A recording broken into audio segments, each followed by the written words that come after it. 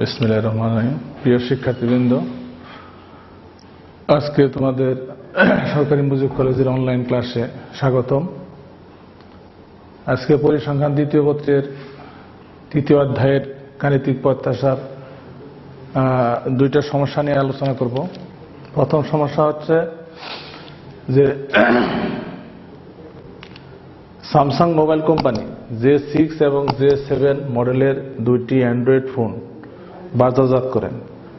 গত 6 মাসের বিক্রির সম্ভাবনা বিন্যাস নিম্নরূপ। J7 এর একটি মডেল দেওয়া হয়েছে, এখানে 6 মাস, এই 6 মাসের বিক্রি মাস এবং বিক্রির সম্ভাবনা দেওয়া আছে, এবং J6 এর মাসের সংখ্যা এবং সম্ভাবনা দেওয়া আছে। এখন এর প্রশ্ন হইল যে J7 এর ক্ষেত্রে কে এর মান কত। J7 এর মধ্যে কে এর মানটা আমার অজানা, সব সম্ভাবনায় আছে, কেটা নাই। তাহলে কে এর মানটা বের করতে হবে এবং খ নম্বরে গড় বিক্রির পরিমাণ নির্ণয় করতে হবে এবং মন্তব্য করতে হবে। তাহলে আমরা দেখি যে কে এর মান কিভাবে নির্ণয় করে। আমরা জানি যে সামেশন px এর মান হল 1। তো px এর লাইনে যে সমস্ত মানগুলো আছে সবগুলো আমরা যোগ করব। 0.05 প্লাস 0.1, 0.2, 0.35 প্লাস কে প্লাস 1 সমান 1। তো এখন আমি যদি হিসাব করি 0.05, 0.1, 0.2 এগুলো যদি যোগ করি কত হয়? 0.8। তাহলে কে প্লাস 0.8, তাহলে কে এর মান দাঁড়ায় 1 মাইনাস 0.08 সমান 0.02। তাহলে কে এর মান পাইলাম।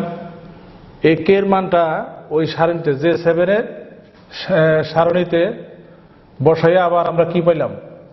0.02 বসাইলাম, কে এর পরিবর্তে 0.2 বসাইলাম। বসানোর পরে আমার সম্ভাবনা J7 এর সম্ভাবনা বিন্যাসটা আমি পেয়ে এলাম। এখন আমরা দেখব যে খ নম্বরে যে কোন কোম্পানির বিক্রি গড় বিক্রি কিরকম, কোন মোবাইলের গড় বিক্রি কিরকম। তাহলে আমরা গাণিতিক প্রত্যাশার সাহায্যে আমরা সহজেই বের করতে পারি। প্রথমে আমরা J7 এর গাণিতিক প্রত্যাশা বের করি। এইটার যেমন সূত্র হল expectation of x summation x px, এইটা সূত্র। তাহলে আমরা এই এক্স 0-এর সাথে 0.05, 1 এর সাথে 0.1, 2 এর সাথে 0.2, 3 এর সাথে 0.35, 4 এর সাথে 0.2 এবং 5 এর সাথে 0.1 এটা গুণ করে যোগ করলে আমার রেজাল্ট আসে 2.85। এটা এই যে গুণ করে তারপরে যোগ করতে হবে। তাহলে J7 মোবাইলের গড় বিক্রি আমরা পাইলাম। তাহলে J6 মোবাইলের গড় বিক্রি আমরা দেখি। J6 মোবাইলের গড় বিক্রি আমরা সূত্র জানি expectation of Y summation Y py। তাহলে ওইখানে আমরা যে মান আছে 0-এর জন্য কত 0.1, তারপরে 1 এর জন্য 0.2, 2 এর জন্য 0.4, 3 এর জন্য 0.15, 4 এর জন্য 0.1 প্লাস 5 ইন্টু 0.05 এই মানটা বসাইলাম। বসানোর পরে ক্যালকুলেটর যোগ করে আমরা মান পাইলাম কত 2.10। তাহলে 2.85 এবং 2.1 তো বলছে যে পরিমাণ নির্ণয় করা, এটা গড় J7 এর গড় বিক্রি এবং J6 এর গড় বিক্রি।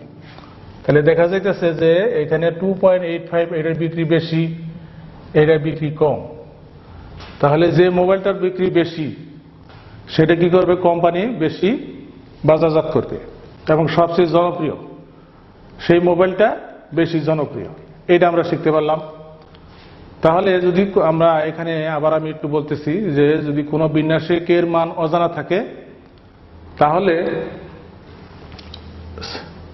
কে এর মান বের করার জন্য সামেশন পিএক্স দিয়ে সামেশন পিএক্স সমান 1 দিয়ে আমরা কে এর মান বের করব।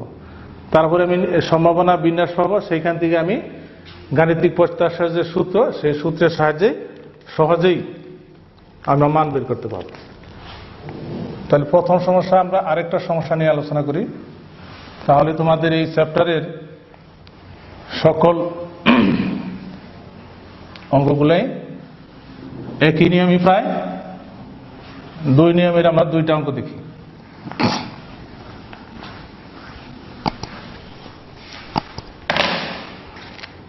পরের অঙ্কটা প্রশ্ন 2 নম্বর প্রশ্ন, যেমন 2 বছলক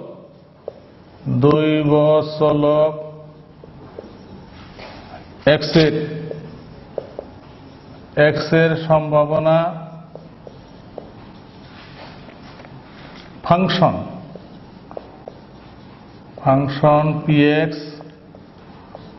দেওয়া আছে কত 5 - 4 6 - x বাই হইল 25। এখানে x এর মানটা দেওয়া আছে 2 3 .10 পর্যন্ত। তাহলে এটার গড় ভেদাঙ্ক কত? এটার গড় ও ভেদাঙ্ক কত? প্রশ্নটা ছোট, গড় ভেদাঙ্ক মানে গাণিতিক প্রত্যাশা কত এবং ভেদাঙ্ক মানে বিএস কত। তাহলে সমাধানে আমরা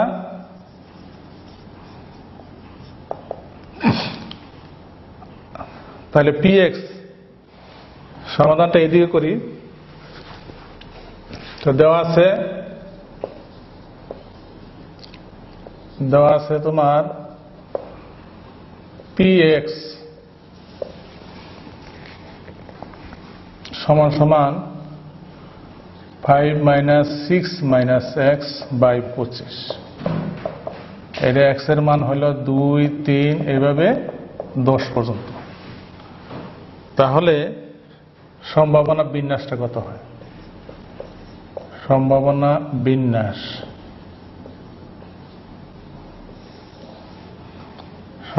বিন্যাসটা আমরা নির্ণয় করি।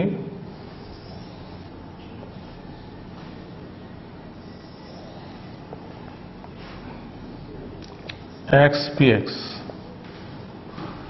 x এর মানটা তো 2 3 4 5 6 7 8 9 10। এখানে একটু বোঝার জিনিস আছে, যখন আমি x এর মান 2 বসাবো, তাহলে 6 থেকে 2 গেলে কত থাকে 4, 5 থেকে 4 গেলে এটার ভিতরের মান প্লাস হলেও প্লাস ধরতে হবে, মাইনাস হলেও কি প্লাস ধরতে হবে। এটা পরম চিহ্ন সবসময় ভিতরের মান ধনাত্মক আসবে। তাহলে 6 থেকে 2 গেলে 4 থাকে, 5 থেকে 4 গেলে 1, আর নিচে 25 ঠিক আছে। অনুরূপভাবে 6 থেকে 3 গেলে 3 থাকে, 5 থেকে 3 গেলে বাদ দিলে 2 থাকে, তাহলে 2/25। অনুরূপভাবে এইভাবে তুমি 3/25 4/25 5, তারপরে 6 দিলে 6 6 কি 0, তাহলে 5/25। তারপরে আবার কমতে থাকবে 4/25 3/25 2/25 1/25, এরকম যে মিলবে এবং সবটি যোগ করলে সম্ভাবনা মান 1 হবে। তাহলে আমরা সম্ভাবনা বিন্যাস পাইলাম। এখান থেকে আমি গড় বের করব ইএক্স। তাহলে ইএক্স মানে গড়, সূত্র হলো সামেশন এক্স পিএক্স। তাহলে এক্স এর সাথে এই এক্স হলো 2 ইন্টু 1/25 3 ইন্টু 2/25। এইভাবে আমরা সিরিয়াল মতো লিখব 10 ইন্টু 1/25 এইভাবে লিখব। লেখার পরে 1/25 যদি আমি কমন নেই তাহলে মান আসে কত 2 3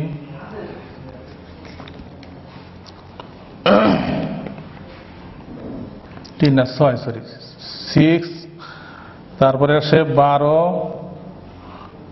20 30 28 24 18 প্লাস হলো 10 এরকম মান পাবো।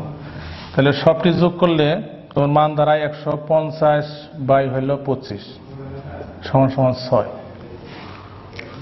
তাহলে আমি গাণিতিক প্রত্যাশা গড় পাইলাম। তাহলে বেদাঙ্ক পাওয়ার জন্য আমার সূত্রটা আগে লিখে নিলে ভালো হয়। সূত্রটা যদি আমি লিখে নিই তাহলে EX আমরা পাইলাম, একটু লিখে নিই, এখানে EX পাইলাম 6। তাহলে BX এর সূত্র বেদাঙ্ক হইল বা VX expectation of x square minus EX whole square। তাহলে এটা আমরা 1 নম্বর সমীকরণ ধরতে পারি। তাহলে EX এর মান আমার আছে, কিন্তু EX স্কয়ারের মান আমার নাই। এই EX স্কয়ারের মান আমার বের করতে হবে। তাহলে EX square summation x square PX।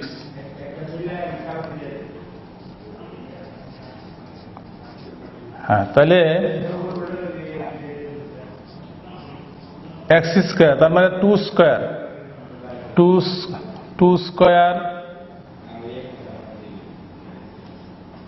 Square into 1/25 plus 3 square into 2/25। এইভাবে সবগুলা স্কয়ার হবে, কিন্তু সম্ভাবনা ঠিক থাকবে। 10 স্কয়ার ইন্টু 1/25। তাহলে 1/25 কমন নিয়ে আমরা 4 9 4 9 9 দুগুণে 18 এইভাবে তোমরা মান পাবা। তুমি যাই সর্বশেষ 100। তাহলে যোগ করে এখানে মান আসে তোমার 1000। তাহলে কাটাকাটি করলে মান আসে তোমার কত 40। তাহলে EX স্কয়ারের মান বের করলাম আমরা 40। তাহলে এই মানটা EX স্কয়ারের মান আইন আমি 1 নং সমীকরণে আবার বসাই দেব। তাহলে EX স্কয়ারের মান পাইলাম কত, এটা হলো EX স্কয়ারের মান, এটার মান হলো 40। আর EX এর মান কত 6। এই EX এর মান হলো 6, তারপরে স্কয়ার আছে। তাহলে 40 মাইনাস হলো 36 সমান সমান 4। তাহলে দেখা যাইতেছে গড় এবং বেদাঙ্ক পেয়ে গেলাম। গড় হইল আমার EX এবং বেদাঙ্ক হইল BX, এবং বেদাঙ্ক সবসময় ধনাত্মক হবে। বেদাঙ্ক যদি ঋণাত্মক আসে তাহলে বুঝতে হবে অঙ্ক আমার হয়নি। তো শিক্ষার্থীরা, আমরা গাণিতিক প্রত্যাশার 2টা সমস্যা নিয়ে আলোচনা করলাম। এই ধরনের সমস্যা আরো বইয়ে আছে, তোমরা নিয়মিত প্র্যাকটিস করবে, তাহলে আমি আশা করি যে তোমরা এটা সম্পর্কে বিস্তারিত জানতে পারবে। আজকের মতো এখানেই। আসসালামু আলাইকুম।